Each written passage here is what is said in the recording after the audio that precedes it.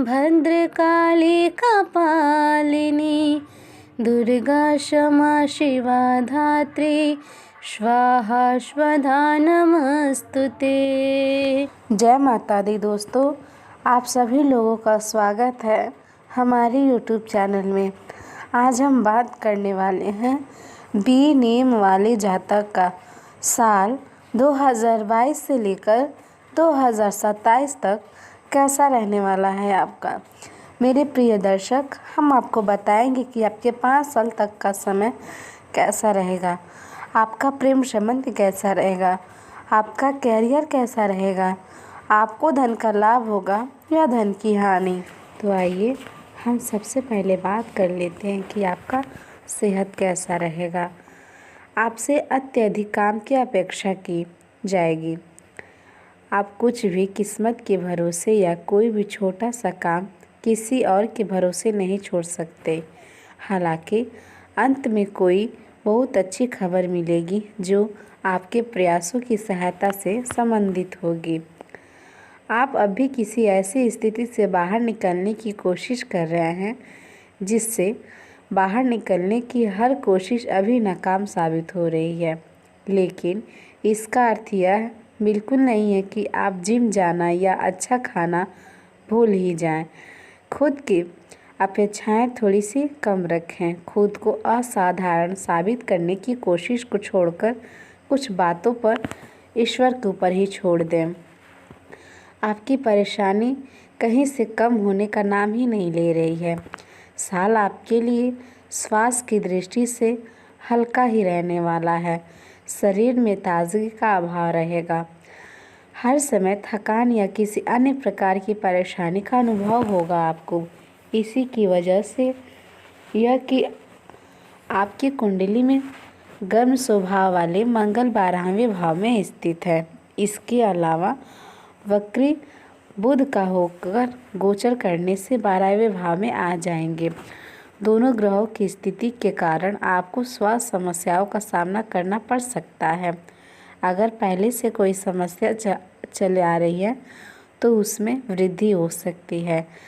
आप किसी नेत्र विकार से पीड़ित हो सकते हैं, अनिद्रा से ग्रस्त रह सकते हैं या नींद में व्यवधान हो सकता है। आपको नींद की कमी कई समस्याओं का कारण बन सकती है। चोट लगने की आशंका भी है। इसके अतिरिक्त आपको बुखार और सिर दर्द आदि समस्याएं हो सकती हैं। सेहत को लेकर सतर्क रहने की आवश्यकता है। नींद की समस्या पर विशेष ध्यान देने की ज़रूरत है। ग्रह गोचर का बदलता हुआ स्वरूप इस बात का इशारा कर रहा है कि आपका समय घटना से भरा रहने वाला है। दोस्तों, आगे बढ़ने से पहले हमें आपसे विनम्र निवेदन है, अगर ये वीडियो आप लोग को सही लगे, आपके जीवन से मिले, तो प्लीज़ आप हमारे वीडियो को लाइक कर दें। और जिन लोगों ने हमें सब्सक्राइब नहीं किया है वो लोग हमें सब्सक्राइब करके बेल आइकन का बटन दबा दें। मेरे प्रिय दोस्तों, आपका एक लाइक और सब्सक्राइब हमें अगला वीडियो बनाने के लिए बहुत सा उत्साह प्रदान करता है। हमें उम्मीद है कि आप लोग हमें सपोर्ट करते चलेंगे। तो चलिए अब हम बात कर लेते हैं कि आपका लव लाइफ और पारिवारिक संबंध कैसा रहेगा। आपके स्वभाव में गुस्सा देखने को मिलेगा और यह गुस्सा निश्चित रूप से रिश्तों में समस्या पैदा करेगा।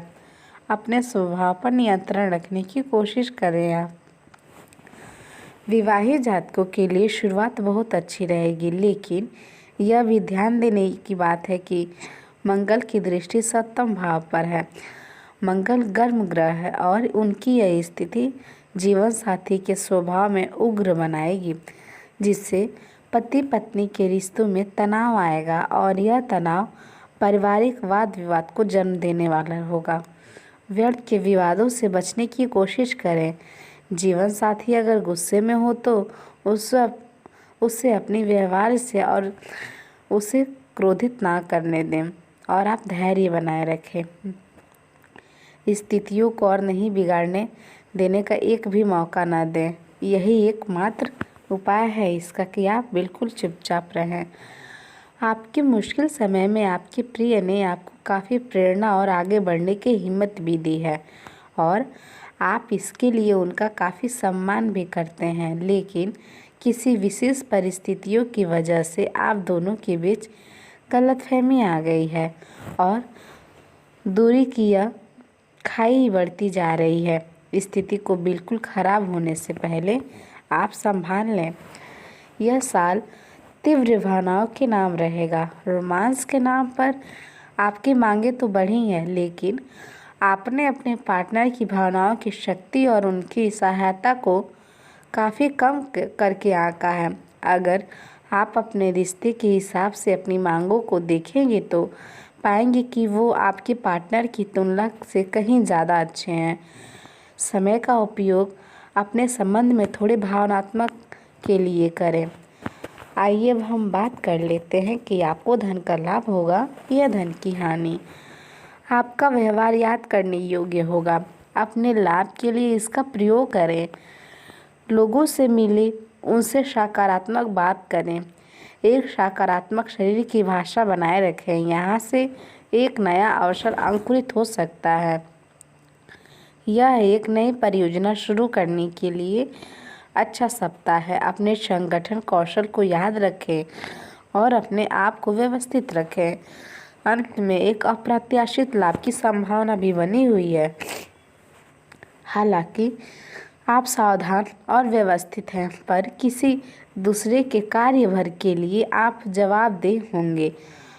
अपने और अपने काम के तरीके पर विश्वास रखें। एक बार में एक काम करो, सुव्यवस्थित तरीके से करें और अगले दिन तक आप चीज़ों को आकर वापस पाएंगे। उस समय तक अपने सहकर्मियों के साथ किसी बहस में संलिप्त हो सकते हैं आप, और आपको ऐसा नहीं करना है। आपको अपने सहकर्मियों के साथ संलिप्त नहीं होना है। आइए अब हम बात कर लेते हैं कि आपके लिए मेरा आज का शुभ विचार क्या है। आप इसे मोटिवेशन शब्द भी कह सकते हैं। आप लोग इसे ध्यानपूर्वक सुनिएगा। हमें उम्मीद है हमारा यह शुभ विचार आपके उदास जीवन में कुछ रंग भर देगा। तो आइए अब हम शुरुआत करते हैं। कल एक झलक ज़िंदगी को देखा। वो राहों पे मेरी गुनगुना रही थी। फिर ढूंढा उसे इधर से उधर। वो आँख मिचौली कर मुस्कुरा रही थी। एक अरसे बाद आया मुझे करार। वो सहला के मुझे सुला रही थी। हम दोनों क्यों खफा हैं एक दूसरे से, मैं उसे और वो मुझे समझा रही थी। मैंने पूछ लिया, क्यों इतना दर्द दिया कमबख्त तूने। वो हंसी और बोली, मैं ज़िंदगी हूँ, तुझे जीना सिखा रही थी। ज़िंदगी में सबसे ज़्यादा दुख दिल टूटने पर नहीं, बल्कि यकीन टूटने पर होता है। एक बार इंसान ने कोयल से कहा, तू काली ना होती तो कितना अच्छा होता।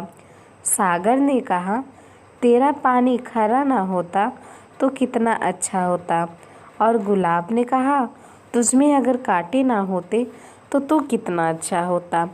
सब तीनों एक साथ बोले, हे इंसान, अगर तुझमें दूसरों की कमियां देखने की आदत ना होती तो तू कितना अच्छा होता।